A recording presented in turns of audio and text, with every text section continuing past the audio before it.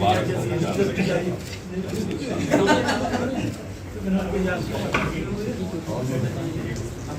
जम्मू कश्मीर अपनी पार्टी जिंदाबाद, जिंदाबाद, जिंदाबाद। जम्मू कश्मीर अपनी पार्टी जिंदाबाद, जिंदाबाद, जिंदाबाद। जनाब अल्ताफ बुखारी साहब जिंदाबाद, जिंदाबाद। जनाब अल्ताफ बुखारी साहब जिंदाबाद, जिंदाबाद। जनाब अल्ताफ बुखारी साहब जिंदाबाद, जिंदाबाद। बिलावल भुट्टो ने भी सर एक धमकी दी। उन्होंने कहा कि इंडस वाटर ट्रीटी को जो सस्पेंड किया है और अगर पाकिस्तान को इक्वल शेयर नहीं किया गया पानी का तो वॉर की तरफ। देखिए, मुझे लगता है हमारे वज़ीर आज़म उनको जवाब देने के लिए काफ़ी हैं और वो जवाब हमारी मुल्क की तरफ से होना चाहिए। ये तो वही बात हुई ना, हम 3 मन ना 13 में वो वहाँ से धमकी दे रहे हैं। इसी तरह यहाँ से हम जैसे लोग कोई बात करें तो वज़ीर आज़म का प्रेरोगेटिव है, ये तो हमारी सेंट्रल गवर्नमेंट का प्रेरोगेटिव है, वो कैसे देंगे।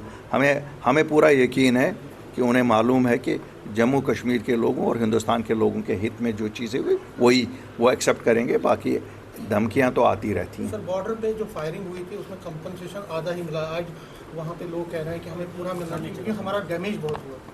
देखिए साहब, ये बदकिस्मती की बात है कि जम्मू कश्मीर के लोगों ने जो ये हिंदुस्तान और पाकिस्तान के दरमियान मैं कहता हूँ एक जंग ही हुई, तबाही तो हमारी हुई।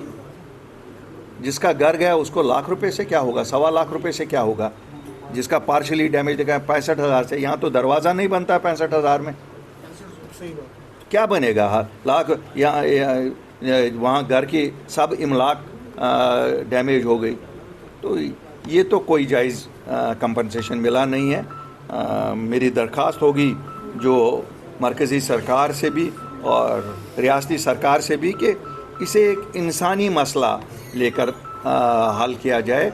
और उन लोगों को, आपको अगर लगता है कि कोई ये हम रिलीफ उनको दे रहे हैं, ये कोई रिलीफ नहीं है। आप उनके घर बना कर दीजिए। अगर आपको लगता है कि 1.25 लाख रुपए में घर बनता है तो घर बना के दे दो। जिसका घर ख़त्म हो गया वो 1.25 लाख रुपए में क्या करेगा। जब आज आपकी ईंट की कीमत 10 रुपये है, आपकी एक ट्राली इसकी जो बाजरी और रेत की है वो 12 से 15 हज़ार रुपये में है, तो क्या करोगे। इससे कुछ नहीं हो सकता है। सर, लास्ट में सवाल पूछूंगा, उर्दू पे ना, जो उर्दू को नायब तहसीलदार की जो पोस्ट है उसके लिए रखा है, कंपल्सरी रखा, उस पर बड़ा बवाल मचा हुआ खासकर जम्मू में। देखिए, जम्मू और कश्मीर की बात नहीं है, बात है कि अगर 3 लैंग्वेजेस हैं यहाँ तो आप तीनों में दे दो ऑप्शन। क्यों हर चीज़ को बवाल के लिए छोड़ देते हो। ऑप्शन दे दो। आपने स्कूलों में एजुकेशन, मुझे याद है मैं एजुकेशन मिनिस्टर था और हमने 4 लैंग्वेजेस उस दिन की थी, पंजाबी, हिंदी, कश्मीरी, उर्दू। तो आज क्या है, ये क्यों नहीं दे दो। कश्मीरी भी दे दो, हिंदी भी दे दो, उर्दू भी दे दो।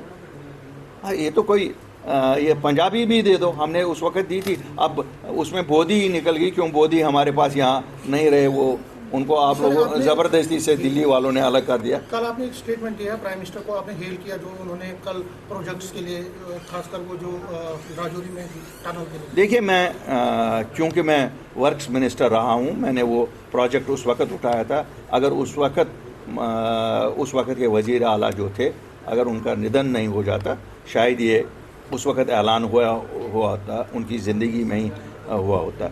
लेकिन तब से ये प्रोजेक्ट चल रहा था। हमने तब भी इस पे बात की थी, साधना टनल पे बात की थी, या श्रीनगर के फ्लाईओवर्स को, क्योंकि श्रीनगर में जितना ट्रैफिक जैम है उसका इसके बिना कोई हाल नहीं था।